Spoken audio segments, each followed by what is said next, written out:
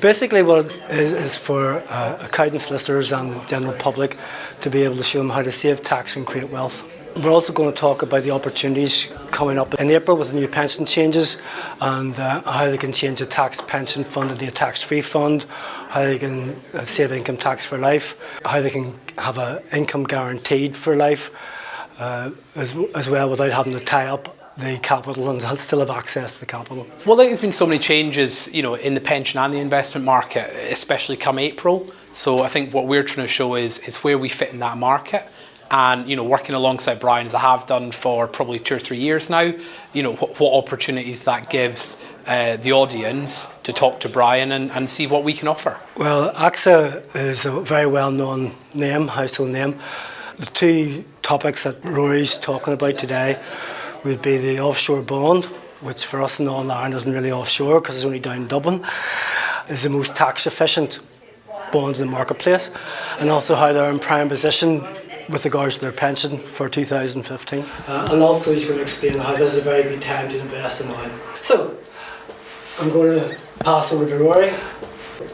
Most people have heard of AXA, very few have heard of AXA Life Invest, which hopefully makes this part a little more interesting for you.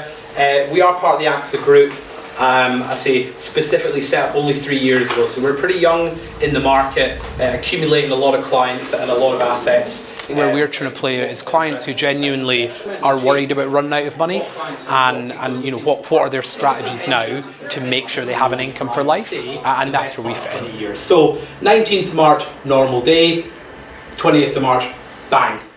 In Texas, where we are, I've known Brian for years, and he asked me to present this opportunity to his investors as part of a complex, I suppose, retirement, inheritance tax, pension planning package, and also basing it around overall tax efficiency for the investor, particularly people who have large tax bills. And all we're showing people here today is how we can help reduce your tax, make you a bit of money, and without taking a ridiculous risk in the doing of it. And we are a new company designed to exploit existing oil wells in Texas, US of A, and we are basically squeezing the orange a little bit harder. Most of the wells are owned by what the Americans call mom and pop small companies. They are small leases, 10 acres, 20 acres.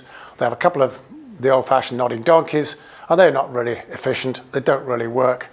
We're going to come along, tidy it up, service it, and where the production might have been, say, 3 or 4 barrels a day, we're going to squeeze it up to 10.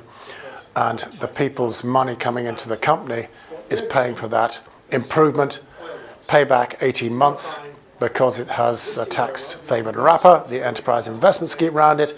You have to wait 4 years to get your money back, but it is lowish risk. He's getting a nice tidy little income. He's not fussed. The government stopped enterprise investment schemes with regards to renewable energy last year.